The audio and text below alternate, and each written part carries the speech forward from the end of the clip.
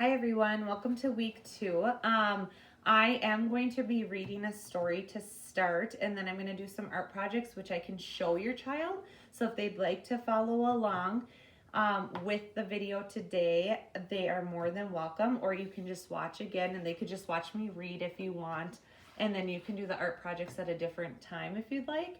But some things you're going to need for today if you want to do all the projects: I have a glue stick, I have children's scissors, so if you have scissors for your child to try, crayons, and paper, like computer paper or from a notebook. We don't want construction paper, it'll be too thick.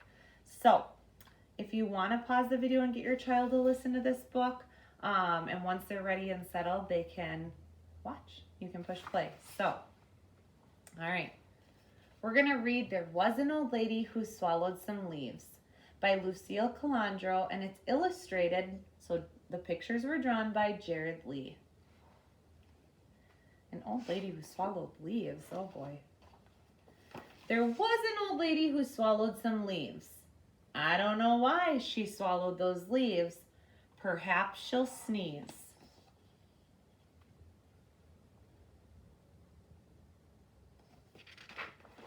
There was an old lady who swallowed a shirt. It didn't hurt to swallow that shirt. She swallowed the shirt to fill it with leaves. I don't know why she swallowed the leaves. Perhaps she'll sneeze.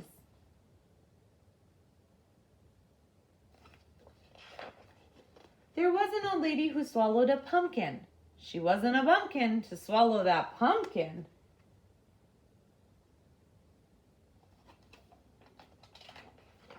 She swallowed the pumpkin to wear the shirt. She swallowed the shirt to fill it with leaves. I don't know why she swallowed the leaves. Perhaps she'll sneeze.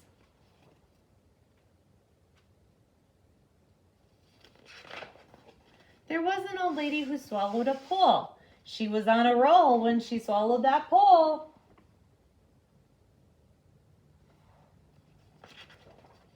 She swallowed the pole to prop up the pumpkin. She swallowed the pumpkin to wear the shirt. She swallowed the shirt to fill it with leaves. I don't know why she swallowed the leaves. Perhaps she'll sneeze. There was an old lady who swallowed some pants. She started to dance when she swallowed the pants. Silly lady.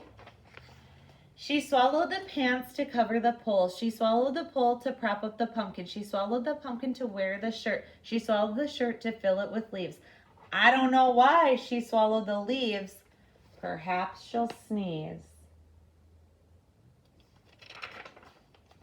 There was an old lady who swallowed a rope.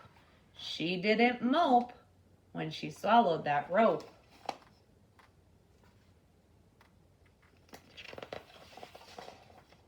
She swallowed the rope to tie up the pants. She swallowed the pants to cover the pole.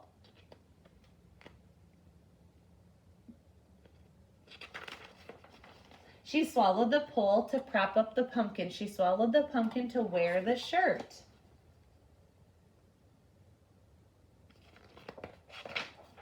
She swallowed the shirt to fill it with leaves. I don't know why she swallowed the leaves. Perhaps she'll sneeze.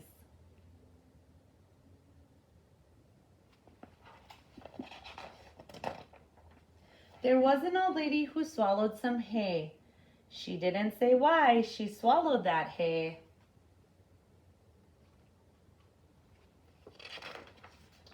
But she did it with ease, and then she started to sneeze.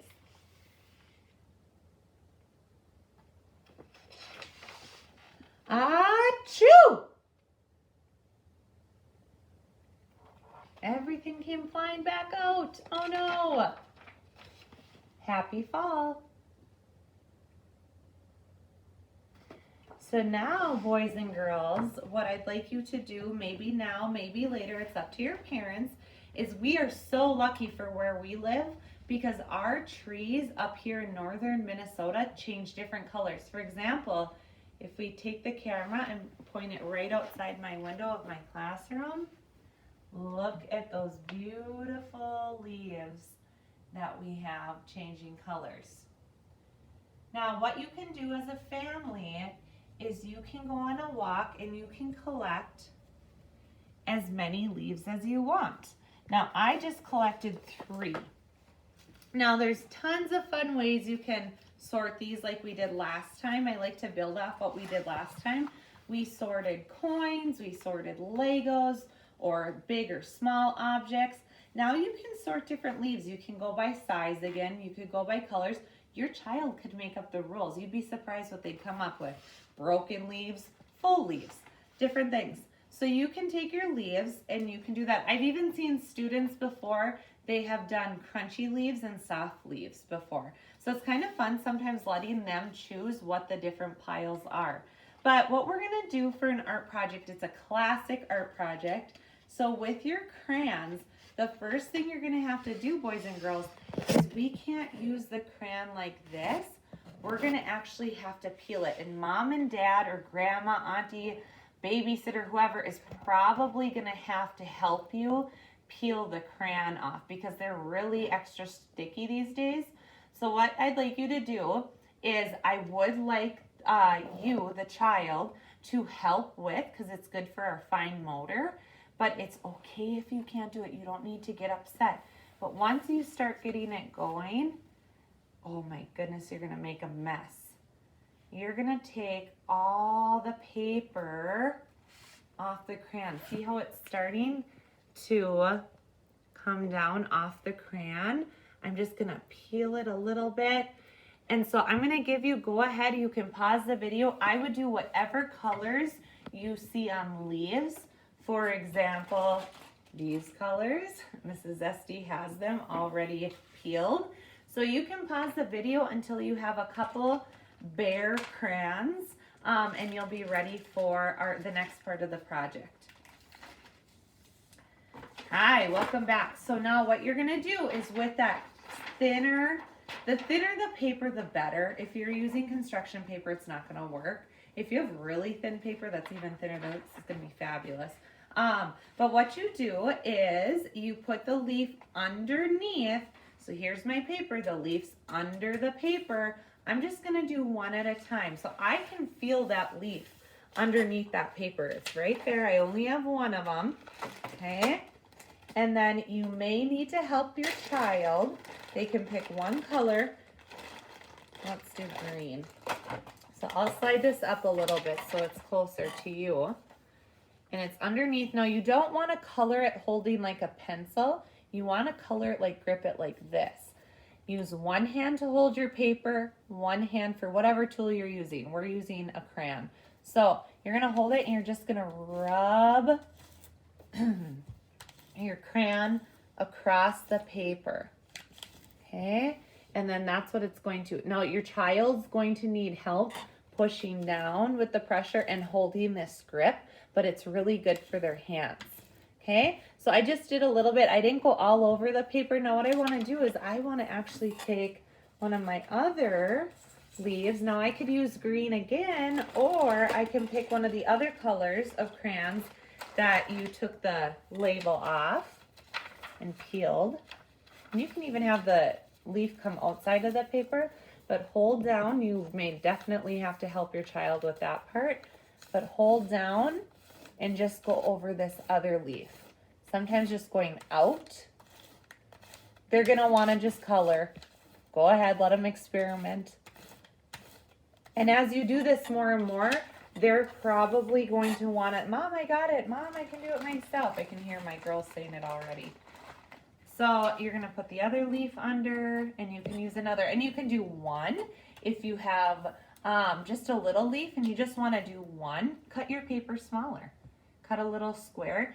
Honestly, some of these turn out so nice that you could frame it and hang it up in your house for artwork or for home decor for fall.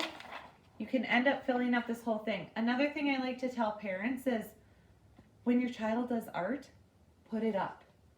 Don't just have it sit on the counter. My cupboards in my house are pictures. Some of them just have like 4 lines. But my daughter was so proud, my 2-year-old was so proud of that picture. I made sure I put it up by her big sister's artwork that's maybe in our mind, a little bit more skilled, but put it up. Let them be proud of something they've worked hard on. You can even ask them, they'll say, do you like it, Mom? And a good response is, do you like it? Are you proud of it? So that's something I say to my first graders a lot. Now the next thing I was gonna show you is, I'm just gonna use the same paper, but you can get a new one, is I'm going to actually, you can glue the leaves on. You could make different animals, they could be creative, but what I'm gonna do is, I'm actually going to show you 2 ways you can practice cutting with leaves. So one way is that you glue the leaf on like this, and then your child practices cutting around the leaf. Okay, now it's nice because there's some feeling to it. If we just draw lines, they can practice that if you just draw lines, but they're gonna practice cutting around the leaf. Now this is very, very hard to do. Their hands are still learning how. So the bigger part in the scissors, you put 2 fingers through, and the smaller part is for their thumb. Okay, they may just start by going like this. That's okay. If they've never used these scissors before, this may be how they start. Let them. Don't discourage them. Let them try. As they get more confident, just make recommendations or suggestions. Oh, have you ever held it like this? This might be easier. Or sometimes you may be right-handed, but they may be better at left-handed. That is my older daughter. She's left-handed, and so it's easier for her. Harder for Mom to teach her, but much easier for her to do it with her left hand. So you might want to play with that. So cutting around a leaf, it's nice because when they start to get the hang of it, they can feel, especially when you get down to the stem, it kind of stops them. Up here, not so much. Another thing is, just let them cut up leaves. Use their scissors and just let them play around with the scissors. Some parents are so afraid to give their child scissors for good reason. They definitely need to be monitored, but let them cut up the leaves and have some fun, and then go outside and throw them in the air. So they could even have a bucket like this, and you all cut up your leaves in here, and you go outside and say happy fall and throw them up.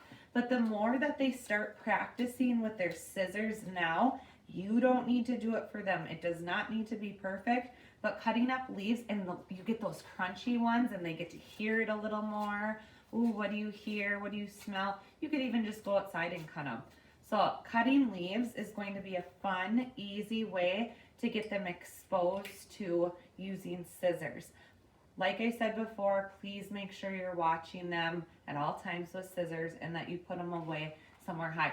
If you don't have kid scissors, they're at Walmart. I'm pretty sure they're at the dollar store for fairly cheap, and I highly recommend getting them. The other thing we do in fall in our schools and at ECFE is we talk about fire safety. So boys and girls, if you're still watching, this is a firefighter. This is Curious George. They help keep us safe. They help us if there was a fire, and they help keep fires away. So this is our firefighter. Now, parents, what I always recommend for this age level is just simply having them listen to the smoke detector. That's it. Show them where the smoke detectors are. You don't have to go too in depth.